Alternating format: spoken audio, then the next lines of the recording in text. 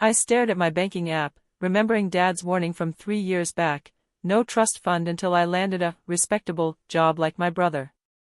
No daughter of mine will waste her life playing with startup investments from a laptop, he'd said. Now, at 26, I sat in my sleek office on the 92nd floor of Manhattan's priciest tower, running a $12 billion fund that specialized in distressed banks. My family? They still assumed I was waitressing somewhere, learning the value of hard work, as Mom loved to remind me. "Miss Chin," my assistant's voice crackled over the intercom. "The First Heritage Bank report just came in. It's worse than we thought."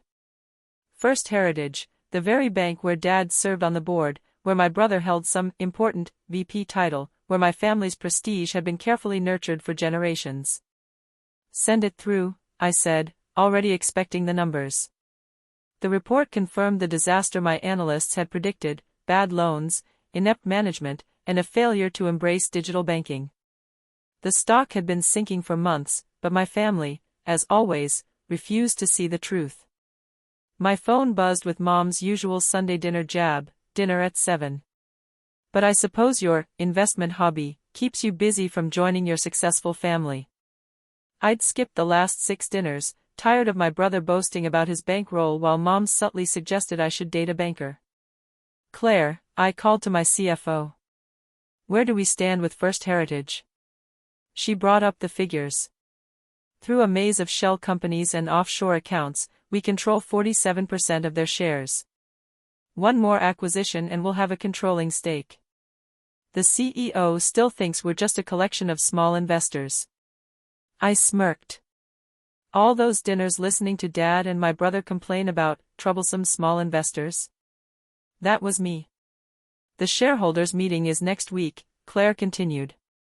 "They expect you there, though of course, they won't know it's you. The CEO wants to meet the mysterious Ms. Jiang," she added, my mother's maiden name, my mask in this secret empire I'd built. For 3 years, I'd operated in complete anonymity, using the last of my trust fund to turn failing banks into gold mines, quietly becoming a fearsome figure in the banking world. "Time to crash a family gathering," I said, pulling up the meeting details. "Schedule the final stock purchase 10 minutes before it starts. I want to walk in owning 51% of First Heritage." "Your family will be there," Claire reminded me. "Your father's board position will be under review once you take control, and the other executives." "I've got it covered," I said. My phone buzzed again, a text from my brother: "Hey sis, still playing investor? Want a real job at the bank? I could get you an assistant role." I took a deep breath, recalling the day they cut me off, Mom crying about me throwing away my education, Dad threatening disinheritance, my brother smugly offering to put in a word at the bank. "Player," I said, rising. "Prep the takeover team. Bring my car around. We're going shopping." "Shopping?" Claire echoed. I grinned. If I was about to shatter their illusions, I'd do it in style. First Heritage was about to discover that their worst nightmare wasn't some mysterious Ms. Jiang, it was the daughter they'd dismissed as a failure. The boardroom hummed with tension. Through the glass walls, I watched Dad fuss with his tie for the 10th time, my brother trying to look important, and Mom sitting in the observer seats, blissfully unaware of the storm about to hit. Probably wondering why I hadn't replied to her latest text about some charming young banker she wanted me to meet. "Miss Shang's representatives have arrived," the COO announced, his voice tight with unease. No one had ever seen the elusive investor quietly buying up their shares. I glanced at my phone, 9:50 a.m. In 10 minutes, the last tranche of stock would be mine. My team was ready, documents in hand. "That's a gorgeous Chanel suit," a woman whispered as I took a seat near the back. "Are you accompanying one of the board members?" I smiled, recalling how often I'd been overlooked in rooms just like this. "Something like that," I replied. Exactly at 10 a.m., my phone buzzed. Claire's text was concise: 51% confirmed. "You control First Heritage Bank." The CEO stepped up to the podium, trying to radiate authority. "Before we begin, I'd like to address." I rose, my heels echoing against the marble floor as I moved forward. "I believe the agenda has changed," I said. The room froze. Mom's hand flew to her throat. Dad's expression shifted from confusion to shock, then drained of color. My brother's smug grin faltered, then splintered. "Sarah," he stammered. "What are you doing here? This is a shareholders meeting." "I know." I handed the CEO a folder. "As of 10 minutes ago, I hold 51% of First Heritage Bank. These documents confirm the transfer of controlling shares to my fund."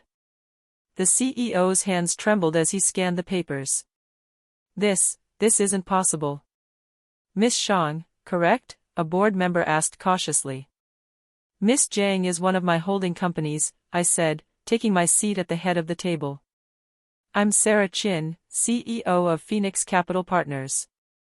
Some of you may remember me as the daughter who supposedly needed lessons in the value of real work." Mom gasped softly. Dad looked like he'd seen a ghost. "This is absurd," my brother shouted.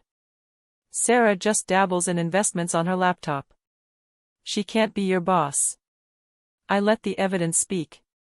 Projecting our portfolio onto the screen, I announced, Phoenix Capital Partners, $12 billion in assets, focused on banking acquisitions and turnarounds, currently rated the top-performing private fund in the sector. The board members' eyes widened as they scanned the list of banks we had rescued from near collapse. Dad gripped the edge of the table, recognizing familiar competitors who'd thrived under my radar. "Now," I continued, "let's talk about the bank's so-called digital strategy, or, more accurately, its total absence. Can anyone explain why First Heritage still operates like it's 1985? "We do have a digital strategy," my brother mumbled.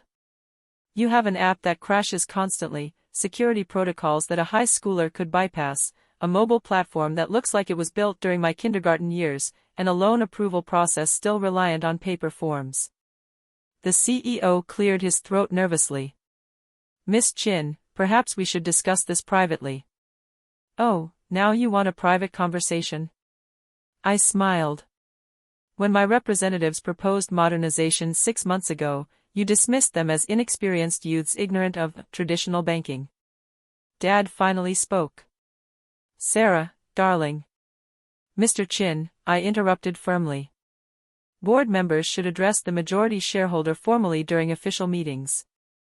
Family titles can wait until dinner, if I'm still invited." Mom was furiously typing on her phone, likely updating her social circle about her daughter's shocking transformation from disappointment to financial powerhouse. "The first item on today's agenda," I said, opening my laptop, "is a full review of all executive roles, including, naturally, the board of directors."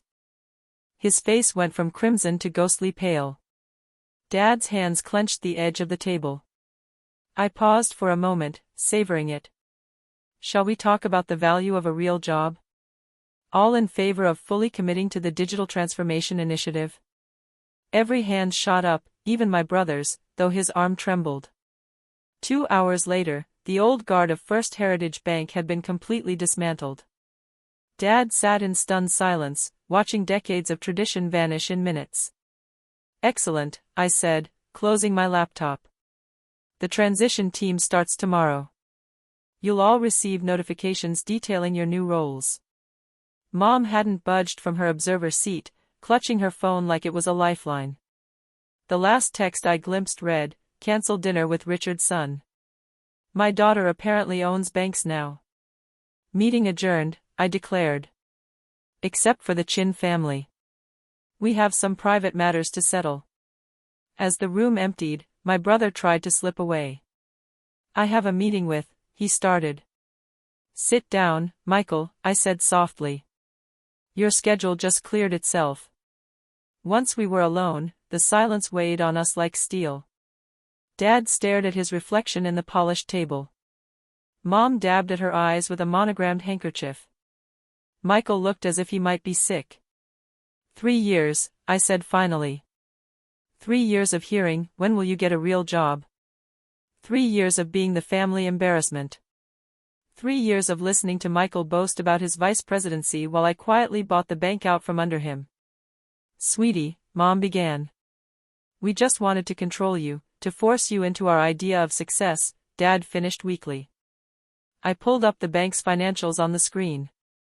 While you were all playing status games, First Heritage was dying.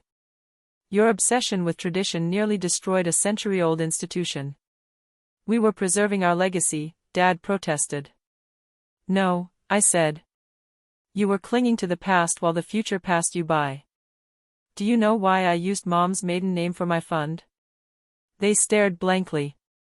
Because the Chin name meant more to you than your daughter's ambitions. You were so obsessed with reputation you couldn't see the world changing around you. Michael finally spoke. So this is revenge, taking over the bank to punish us. I laughed. Revenge, Michael? I saved your careers. In 6 months, First Heritage would have collapsed. My fund kept your stock afloat for the past year. That's impossible, Dad muttered. We would have known. Really? I countered. Just like you knew your daughter was running a $12 billion fund. Face it, Dad, you stopped seeing clearly a long time ago. Mom wiped fresh tears away. All those dinners you skipped. I was busy buying your bank, I said. Also, it's hard to enjoy family meals when everyone treats you like a failure. I stood, smoothing my suit. Here's how it works going forward, Dad. You keep your board seat as chairman emeritus, title only, no power. Michael, you'll enter our digital training program. Start at the bottom. Learn how modern banking actually works. And me? Mom asked quietly. You can continue planning your country club dinners, I said. Just stop matchmaking me with your banking friends. I don't date employees. I gathered my things, feeling lighter than I had in years. Oh, and about Sunday dinners, I'll come back on one condition. Anything, Mom said eagerly. We rotate locations. My penthouse has a perfect view of all the banks I own, including this one. As I walked toward the door, Dad called out, Sarah, when did you become so powerful? I turned, recalling all the dinners where I silently endured their underestimation. I always was, I said. You just never noticed. In the elevator, I checked my phone, dozens of missed calls from relatives suddenly realizing their overlooked family member was a financial powerhouse. Claire's text appeared, next target acquired, another family-owned bank ready for modernization. I smiled at the thought of the boardroom's stunned faces. Sometimes success isn't just about proving your family wrong, it's about showing them their definition of success was flawed all along. Claire, I typed, schedule a cleaning service for my penthouse. I'm hosting Sunday dinner this week. Let's show my family what their dismissed daughter has built. After all, revenge may be sweet, but real, undeniable success, especially served with a side of humble pie, is far better.